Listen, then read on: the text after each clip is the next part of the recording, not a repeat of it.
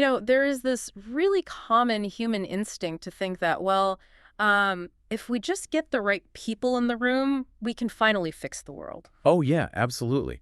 We look at broken systems or poverty or corruption, and we tell ourselves that the solution is simply a matter of engineering. Right. Like if we just write a better policy, or if we elect a smarter official, or, if we just redistribute resources with enough precision, we can cure the human condition. Yeah, we treat society like it is a broken engine that just needs a new spark plug. But then you encounter a text that completely shatters that illusion. You really do. You look at the actual diagnostic readout of human nature, economics, and systemic corruption, and you realize you are not dealing with a mechanical problem at all. No, you are dealing with an intense terminal illness of the heart. That is an incredibly accurate way to frame the issue.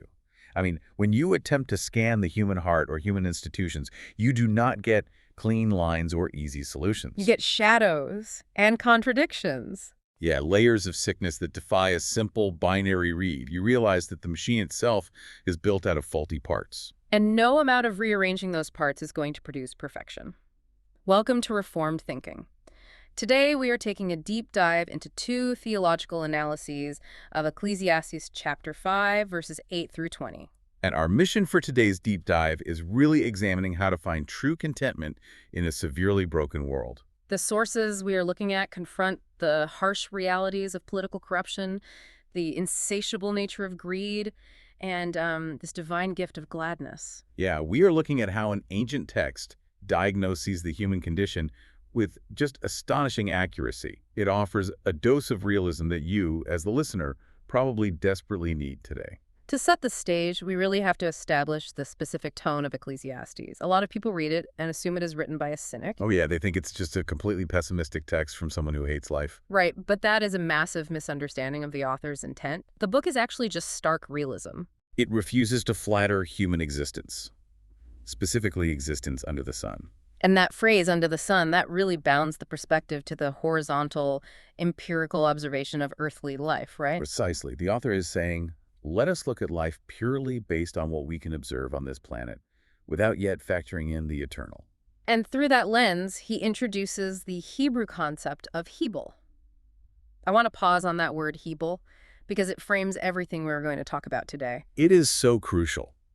It is usually translated in English Bibles as vanity, but our sources note that vanity does not quite capture the physical sensation of the word. Yeah, vanity almost sounds too philosophical. Exactly. I mean, Hebel literally translates to vapor, breath, or a fleeting mist. Think about walking outside on a freezing winter morning and seeing your breath in the air. Yes, for a split second, it has shape and form. You can see it clearly. But the moment you reach out your hand to grab it, it vanishes. It suggests that life is elusive, uncontrollable, and totally resistant to human mastery. You cannot grab onto a vapor and expect it to hold your weight. It will always slip through your fingers. And Ecclesiastes applies this concept to everything under the sun. Wealth, politics, pleasure, and human legacy. They are all Hebel. Okay, so let us look at this striking phrase from the text, the vandalism of shalom. Yeah, that is a phenomenal phrase. The text uses it to describe society in verses 8 and 9, where it talks about the oppression of the poor. And normally, we treat shalom as just peace or quiet, like sitting by a calm lake. But the sources frame the fall in Genesis not just as a loss of quiet, but as this aggressive, active dismantling of human flourishing. It is like taking a sledgehammer to a masterpiece. That sledgehammer visual is spot on. God designed creation for comprehensive flourishing. Shalom is not simply the absence of conflict. True biblical shalom is wholeness, complete flourishing, and perfect peace across all of creation. It means everything functioning specifically as the Creator intended, in perfect harmony. However, the fall in Genesis chapter 3 shattered this peace. Sin entered the cosmos and vandalized that design. So, when the text speaks of the vandalism of shalom, it is referring to the systemic, aggressive dismantling of God's design by fallen human beings. It is the realization that the world operates according to principles of exploitation and tyranny rather than wholeness. We live in the ruins of a vandalized masterpiece. Let us talk about the historical context here, because it is fascinating. Solomon is writing from a position of immense wealth. And authority, yeah, authority in the 10th century BC, ancient Near East. He is observing these despotic regimes and layered bureaucracies of his time. And the text notes how regional governors and tax collectors all took their cut. It was a systemic extortion. What I find incredible is that our sources note this ancient corruption is corroborated by historical documents, specifically the Amarna letters. Oh, the Amarna letters are incredible. They provide a crucial window into the daily reality of that era. Can you explain what those are for the listener? Because it proves this text is grounded in actual historical reality. Yeah, absolutely. So these are ancient clay tablets that were discovered in Egypt. They contain diplomatic correspondence from the 14th century BC. Between the Egyptian administration and its regional representatives over in Canaan, right? Yes, and when you read these tablets, you are literally reading the complaints of regional governors. Like they are just whining about their jobs. Pretty much. They are constantly whining about being robbed by other officials or demanding more gold. They detail the massive extortion required just to keep the empire running. Wow. Yeah. Every single level of the bureaucracy extracted a bribe or a fee or a cut of the grain before passing the revenue up the chain. So we are talking about a civilization where the state apparatus existed primarily to enrich the elite at the expense of the agrarian peasantry. The person growing the wheat is watching 60% of their crop disappear into the pockets of middle management. That is spot on. The ancient world was dominated by hierarchies, where a king or a high official was viewed as almost divine, and the taxation systems were brutally oppressive. So when Solomon writes about the oppression of the poor and the violent stripping away of justice and righteousness, he is not speaking in abstract theories. He is observing the inevitable corruption that occurs in human government. Even in Israel, which had strict divine laws protecting the vulnerable, the reality under the sun was heavily influenced by human sin. And the text gives a very specific instruction regarding this corruption. It says, "Do not be amazed," using the Hebrew word altitma, "when you see the poor oppressed and justice, or mishpat, violently stripped away." I have to admit, my initial reaction to that is a bit of shock. Why on earth are we instructed not to be amazed by terrible injustice? It feels almost cynical. It feels cynical until you connect it directly to the doctrine of total depravity. Total depravity means that every part of human nature, the mind, the will, the emotions, has been infected by sin. Therefore, human institutions are run by fallen humans. The mortar holding the bricks of society together is inherently flawed. Expecting utopia from a government ignores the stark reality of sin. When the text commands, "Do not be amazed," it is forbidding naive astonishment. It is pastoral realism. If you forget the fall, you will expect institutions to be morally self-correcting. If you expect a fallen world to behave like an unfallen paradise, you will constantly find yourself shocked, devastated, and completely disillusioned every time a politician takes a bribe or a system fails. The text is providing theological steadiness. Sin is completely irrational, but it should not be unexpected in a broken world. Now, it is fascinating how the source authors apply this ancient text to modern political theory. They offer a sharp critique of several modern ideologies. And just to be totally clear to you, the listener, we are simply reporting their analysis here without taking a side or endorsing these viewpoints. We are neutral messengers here. Right, we are just conveying the ideas contained in the original source material. So the sources explicitly argue against what they term socialist utopianism and Marxist or critical theory on one hand. And secular materialism on the other hand. Their argument is that any system attempting to cure human suffering strictly through the redistribution of material resources is doomed to fail. Yeah, they state that the root disease is the internal corruption of the human heart, not the external system. Which means no human-engineered system can cure it. Precisely. The text insists that you cannot legislate a cure for human depravity. When the lower official is watched by a higher official, and an even higher official watches them, it creates a cascading system of extortion. It is a predatory protection racket where each level demands a bribe. The system protects the system. Changing the economic model from a monarchy to socialism or from socialism to pure capitalism does not remove the greed from the human heart running the newly organized system. It sounds like a tragic pyramid scheme where every layer of management just extracts resources from the layer below, leaving the person at the very bottom completely crushed. But here's where I want to push back, or at least ask for clarification. Sure, go ahead. If we are not supposed to be amazed by this corruption, does that mean we are supposed to be apathetic? Do we just throw our hands up and say, well, Total depravity wins. Human nature is awful. There's nothing we can do. Not at all. That is a dangerous misreading of the text. The text draws a massive distinction between refusing to be shocked and using that lack of shock as an excuse for apathy. God's people are still commanded throughout the scriptures to pursue righteousness, to protect the vulnerable, and to hate oppression. The lack of astonishment does not equal a lack of action. Think of it like being a medic on a massive battlefield. The medic is not shocked that people are getting shot. They understand the reality of war. But that lack of surprise does not stop them from sprinting into the chaos to bandage the wounded with intense dedication. So you pursue justice knowing that human efforts will never create a flawless utopia, but you do it anyway because it is the right thing to do. Correct. And you do it knowing the highest judge sees all. The passage hints that above every corrupt official stands the Most High God, who sees the hidden file, the manipulated verdict, and the tears of the oppressed. You fight for justice on earth without placing your ultimate hope in human institutions, knowing that divine justice will eventually have the final word. That perfectly sets up the next logical step in the passage. This systemic outward corruption of human institutions does not just stay in the government offices. It bleeds down into the psychology of the citizens. When you realize the system is rigged, your natural survival instinct is to hoard everything you can get your hands on to protect yourself. And that survival instinct warps into idolatry, which explains Solomon's sudden shift to talking about silver. Let us look at section 2, the pursuit of silver, specifically Ecclesiastes 5, verse 10. The text says the lover of silver, or kisef, is never satisfied with silver. The spiritual physics of this dynamic are absolutely fascinating. The text treats covetousness not as an economic issue, but as a severe form of idolatry. You have an infinite human soul created by God to commune with the infinite creator, and you are attempting to fill it with finite dust. It is mathematically and spiritually impossible. I was trying to think of an analogy for this.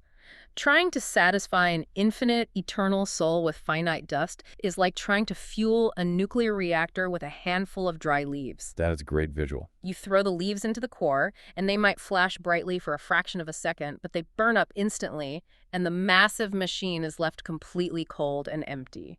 The math just does not work. The reactor demands uranium. It demands something with massive density. The human soul demands God. That analogy hits the mark perfectly. The leaves cannot sustain the reaction. And the verb used in the Hebrew here is crucial, the word love, he who loves silver. In biblical theology, what you love commands your worship.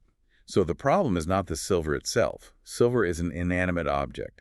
The problem is the idolatrous affection attached to the silver. Money is highly useful as a tool, but it is an incredibly cruel master and a damning God. The more the covetous heart receives, the more it redefines the concept of enough. The horizon of satisfaction constantly recedes. The source brings up a highly ironic detail about this accumulation. Verse 11 says that as goods, or tova, increase, those who consume them multiply. It is like this proliferation of parasites. The affluent individual gathers all this wealth, and suddenly they are surrounded by consumers. It reminds me of the statistics you see about people who win the lottery. Suddenly, they discover third cousins they never knew existed, or old high school friends coming out of the woodwork asking for a loan. It is a brilliant, almost sarcastic observation by Solomon. When wealth increases, the entourage increases. The wealthy man attracts dependents, flatterers, employees, opportunistic relatives, tax collectors, and lawyers to protect the wealth. We also see this today in the phenomenon of lifestyle creep. Someone gets a massive promotion and earns a six-figure salary, but suddenly they feel the need to buy a luxury car, upgrade their house, and eat at expensive restaurants. The owner of the wealth works tirelessly to amass it, but his actual advantage shrinks. He becomes a mere spectator to the consumption of his own abundance. He gets to look at the wealth, but everyone else is eating it. That brings us to the contrast of sleep in verse 12, which is an incredibly striking bodily image. And we need to explain the mechanism here, the how of this verse. The text says, the laboring servant experiences sweet sleep, which is shinamatuka, while the overfull stomach, the sava of the affluent individual, actively prevents rest. The contrast here provides a brilliant psychological insight. The laborer might have very little, perhaps just a bowl of soup and a hard bed, but his physical exhaustion from an honest day of work brings a sweet, guilt-free sleep. On the other hand, the wealthy person has an overabundance, a satiety or sava that absolutely refuses to let him rest. Let us drill down into the how here. Why does wealth cause insomnia? It is not just that they ate too much rich food and have indigestion, right? Right? It goes far beyond physical indigestion. When you make wealth your functional god, you are asking a lifeless object to provide supernatural security. Because your soul intuitively knows a bank account can be wiped out in an afternoon, your subconscious has to stay on high alert 24 hours a day, 7 days a week to guard it. That hypervigilance is the mechanism of your insomnia. Your brain pumps cortisol to protect the idol. The fear of loss, the paranoia about market fluctuations, the stress of maintaining the financial empire, it physically robs the individual of peace. The Hebrew syntax is emphatic here. The very abundance itself is the active agent keeping the wealthy man awake. Wealth can buy a luxury mattress, but it will torment the person lying on it. I want to turn directly to you, the listener, for a moment. What is keeping you awake at night? Is it possible that the very things you thought would buy you security are the exact things causing your insomnia? If you were staring at the ceiling at 2 in the morning, worrying about your portfolio, your status, or your property, that ancient text is diagnosing a modern condition right now. Because what we were seeing is that while accumulating wealth brings massive anxiety, losing it brings complete devastation. And this sets up the catastrophic scenario the text calls the bad venture. We move into section 3, verses 13 through 17, which address a terrifying reality. The text introduces the phrase sickening evil, or rashola. This describes wealth kept to the owner's hurt. The irony is staggering. The individual hoards the wealth, thinking it will act as an impenetrable fortress to protect him from the dangers of the world, but instead, the wealth ends up actively injuring him. Let us contextualize this bad venture, or inyan ra, because it paints such a vivid picture. It really does. The sources explain that in the ancient world, this usually meant a massive, high-risk endeavor. Imagine a merchant in 900 BC. He takes all his silver, literally his life savings. Right, and he puts it into a massive shipment of cedar wood from Lebanon. Yes, and he watches the ships sail out just dreaming of the massive profits. But then, 3 months later, a ragged survivor washes up on the shore. And tells him a storm destroyed the entire fleet. Or a massive caravan carrying spices is raided by marauders out in the desert. The owner bets everything on this venture, and it just vanishes. That is the historical context, and the modern equivalents are just as devastating. Today, that translates to a catastrophic market crash, a crypto exchange collapsing overnight, a failed business venture, or a sudden, massive legal liability. All that hoarded security, decades of scraping, saving, and sacrificing relationships, vanishes in an absolute instant. And the tragedy is amplified because the text notes this man has a son. He spent his entire life hoarding this wealth, ostensibly to secure a legacy for his heir, but after the bad venture, there's nothing left in his hand. The inheritance dream completely collapses, which leads directly into the concept of the naked exit. The text highlights the poetic symmetry of verses 15 and 16, dealing with human mortality. A person enters the world naked from their mother's womb, and they leave taking absolutely nothing from their toil. The Hebrew word is mi'uma, meaning zero. It is a zero-sum game. You cannot carry a single coin, a single title, or a single stock option through the doors of death. The realization that all the anxiety and insomnia accomplished absolutely nothing eternal is crushing. The psychological fallout for this individual is incredibly severe, and the text does not just say they were sad, it gives a precise medical chart of their mental state in verse 17. The sources detail these specific Hebrew terms, and they paint a terrifying picture. First, they are described as eating in darkness, or choshek. This is not just someone eating dinner with the lights off. This indicates severe isolation and spiritual blindness. They are eating alone because they have alienated everyone in their pursuit of wealth. Yes, the relational cost of greed is total isolation. And then the text adds that they suffer severe vexation. Cass says, This is a grinding, persistent irritation. Yeah. It is the feeling of clenching your jaw constantly because you are so tightly wound. Furthermore, they experience sickness, choli. The psychological stress manifests physically. The modern executive sitting in the dark, hollowed out by a market crash, is not just sad. They have ulcers, heart palpitations, and chronic fatigue. And finally, furious wrath, ketzef. They are consumed by a raging anger, lashing out at their family, at the market, at God, because their functional savior failed them. But here is where I really need to push back on this concept, or at least ask for clarification. Sure, go ahead. Because I think a lot of listeners might have the same thought. The source also notes that the broader biblical wisdom literature, specifically the book of Proverbs, commends diligence. It does. It commends saving for the future. Right, and leaving an inheritance for your children's children. So where is the line? That is a critical question to address, otherwise we risk misinterpreting the text entirely. How do we differentiate between prudent biblical stewardship and this idolatrous hoarding that leads to Ketzef and Koli? Well, the text is not mocking fatherly provision or wise financial planning or hard work. Prudence is a virtue. Okay, so when is the line crossed? The line is crossed when you transition from preparing for the future to asking your savings account to act as your God. Oh, wow. That is a heavy distinction. Stewardship recognizes that God owns the wealth, and you are simply managing it according to his principles. While idolatry demands that the wealth provide a divine level of security and identity. So it is about the weight you ask the object to bear. Precisely. If your peace of mind is entirely tethered to the balance of a bank account, you have crossed into hoarding. If the market drops and you experience a level of existential dread that ruins your life, your money is your God. When you ask a created thing to bear the weight of eternity, it will fail you and it will enslave you. The man in verse 17 is full of wrath and sickness because he built his entire identity on something that could be blown away by a single bad venture. A steward might grieve the loss of funds, but their identity remains intact because their identity is rooted in God. That makes a lot of sense. The text has relentlessly dismantled every single earthly refuge up to this point. It took down politics, showing that human institutions are fundamentally flawed. It took down accumulation, showing that wealth brings parasites and insomnia. And it took down human legacy, showing that you can lose it all on a bad venture and you leave the world naked anyway. As a listener, you are left asking, where does true satisfaction actually come from? If everything under the sun is a vapor, what is the answer? This requires a massive pivot from looking horizontally under the sun to looking vertically. We arrive at section 4, the divine remedy and the providence of contentment, in verses 18 through 20. This is the massive theological pivot of the passage. After breaking down every false idol with absolute ruthlessness, verse 18 introduces a beautiful and proper portion. The Hebrew word is yafeh, meaning beautiful, fitting, or appropriate. It is fitting to eat, to drink, and to find good in your toil during the few days of life God gives. Notice that joy is not the denial of the vapor. It is obedience within the vapor. The text affirms the physical world as something to be enjoyed when received properly. The sources highlight what they call the dual gift. This is arguably the most critical concept in the entire analysis. It is the core insight we need to grasp. God grants the wealth, but he also grants the explicit capacity to enjoy it.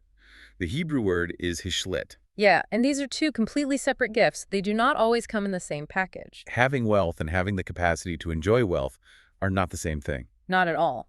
The text uses the verb hishlit, which means to empower or to give dominion over or to enable. So God must actively impart the capacity for a person to enjoy their portion. Without God giving that specific capacity to enjoy, the wealth actually acts as a curse. Leading to that insomnia and vexation we discussed earlier, joy is not a human achievement. It is not something you can manufacture by buying a better vacation. It is a sovereign grace dispensed by God. The sources tie this directly to the Westminster Confession of Faith, specifically Chapter 5, Paragraph 1. And for those who might not be familiar with the phrasing of that document, it details how God, the great creator of all things, upholds, directs, disposes, and governs all creatures, actions, and things. This theological framework of providence means that absolutely nothing escapes God's notice or control. So the capacity to be happy with a simple meal or a hard day of work is actively dispensed by God. Right, it is not random chance. Providence is the core theological engine running beneath this text. God governs all creatures and actions. Therefore, contentment is not a matter of having a naturally cheerful personality or good genetics or a lucky break in the stock market. It is the fruit of grace in a heart delivered from idolatry. You receive your lot from him, whether it is a massive estate or a modest apartment, and you rejoice in the portion he has assigned because you recognize the giver behind the gift. The text refutes two extremes here, and again, we're impartially noting the source's rejection of these distinct errors based on their theological framework. First, the sources argue that this text rejects asceticism. Asceticism is the suspicion that physical creation is inherently bad, that matter is evil, and that you have to deny yourself all physical pleasure to be holy. The text says no. Eating and drinking are good gifts from God. Second, it rejects the prosperity gospel. The source designates the prosperity gospel as heretical because it treats material wealth as guaranteed proof of divine favor. But Ecclesiastes clearly shows that wealth can actually be given as a harsh judgment if it lacks the accompanying gift of enjoyment. Spot on. The text charts a course right between ascetic suspicion and prosperity theology. It affirms that creation is a gift to be received with deep thanksgiving, but it fiercely denies that creation can ever act as the creator. When you confuse the two, you end up in misery. This leads to the beautiful imagery of verse 20. The text says God answers or occupies the heart of the believer. The Hebrew word is mane, and he occupies it with gladness, or simcha. Let me offer an analogy for this dual gift, this hishlit. Imagine someone handing you the keys to a stunning, multi-million-dollar mansion. Okay, I am picturing it. It has 20 rooms, incredible architecture, rare art on the walls, and a balcony overlooking the ocean. Your name is on the deed. You possess it. That was great so far. But there is a catch. You are completely blind and you have lost your sense of smell and touch. Oh, wow. You own the mansion, but you cannot appreciate the art, you cannot see the ocean, and you cannot feel the warmth of the sun on the balcony. The wealth is the house. And God giving you the capacity to enjoy it is Him restoring your sight, your smell, and your touch.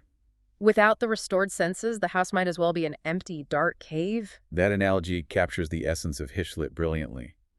The restored sight is the second gift. And when God gives that sight, when he occupies the heart with gladness, as verse 20 describes, the text says the believer does not brood over the terrifying brevity of life. The existential dread of living in a fallen, vaporous world, the anxiety that you are going to die and leave it all behind, is crowded out by the active presence of divine joy. You are so occupied with the gladness God provides in the present moment that you stop obsessing over the fact that your days are numbered. This Old Testament wisdom creates an intense longing for a permanent solution. Because even with the gift of gladness, we still live in a world with corrupt officials, physical death, and the constant threat of a bad venture. The failure of human systems and the fleeting nature of wealth point directly to the New Testament fulfillment. Let us move into section 5.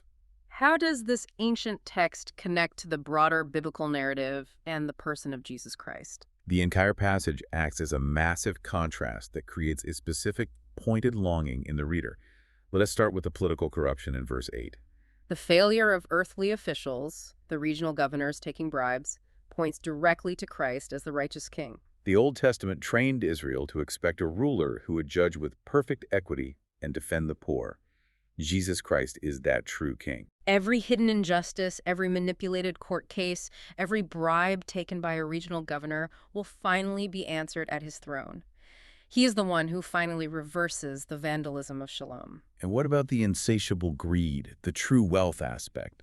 We talked about the infinite soul demanding more than finite dust. Christ exposes the absolute inadequacy of silver to satisfy the soul, and he presents himself as the true treasure. He is the living water. He is the bread of life. While the affluent individual in verse 12 suffers the insomnia of anxiety because they are guarding their dust, Jesus actively invites the weary and heavy-laden to come to him and find true rest. Furthermore, the sources observe what they call a great exchange. The man in Ecclesiastes hoards riches to his own hurt and loses everything in a bad venture, leaving the world naked. But Christ, who possessed infinite riches and glory, voluntarily became poor. He took on human flesh, lived a life of poverty, and was stripped naked on a cross so that believers might receive a permanent inheritance. He secured an estate that cannot be wiped out by a market crash, a shipwreck, or death itself. I have a question about application here. We are reading an ancient text written to an ancient Israelite. How does the indwelling of the Holy Spirit change the way a modern listener applies these verses compared to an ancient Israelite farmer reading this in the 10th century BC? That is the hinge of biblical application. The ancient Israelite looked forward to the promise in shadows and types, but the modern believer possesses the indwelling Holy Spirit as the literal guarantee of the inheritance. The Spirit breaks the curse of materialism internally. Think back to verse 17. The darkness, the vexation, and the wrath are replaced by the fruit of the Spirit: love, joy, peace, patience, kindness. The Spirit actively trains the modern believer in contentment, allowing them to view creation strictly as a gift rather than an idol. The believer can hold possessions with an open hand because their ultimate security is sealed by the Spirit, not by a bank vault. This deep dive gives us some incredibly practical takeaways to end on. If you are listening to this right now, How do you map this onto your life tomorrow morning? Well, first, examine your sleep to find your idols. If you are constantly lying awake, paralyzed by anxiety over your portfolio or your career trajectory or your status, That insomnia is preaching a sermon to you about where your trust really lies. it is revealing what you have asked to act as your God. Second, hold your possessions with an open hand. You can save, you can plan for the future, you can build a business, but do not ask those accounts to be your savior. Third, receive your daily bread, your morning coffee, and your physical exhaustion from a hard day of work with immense gratitude. These are not trivial, random things. They are specific portions assigned to you by God. The shift from viewing life as a frantic, anxious accumulation of dust to viewing it as a received gift alters everything. You stop demanding that the vapor hold your weight. And you learn to enjoy the beauty of the mist while resting your weight entirely on the solid rock of Christ. That is a beautiful way to summarize it. I want to leave you, the listener, with a final thought to mull over, building on the sources we have discussed today. The text says a flower is brief and beautiful, and our core problem is that we demand eternity from temporary gifts. Think about this. What if the fleeting, vaporous nature of the things you love right now is not a design flaw to mourn? What if their brevity is a specific feature God installed to force your hands open so you can actually receive His eternal joy? We started this conversation talking about a broken society, trying to diagnose the massive illness of the human heart. The diagnosis is that we are dying of thirst while drinking salt water, desperately hoping the next gulp will cure us. But the remedy is a king who gives us the capacity to taste the fresh water of His grace right in the middle of a broken world. Thank you for joining us on this deep dive. Find your rest in the giver rather than the gifts.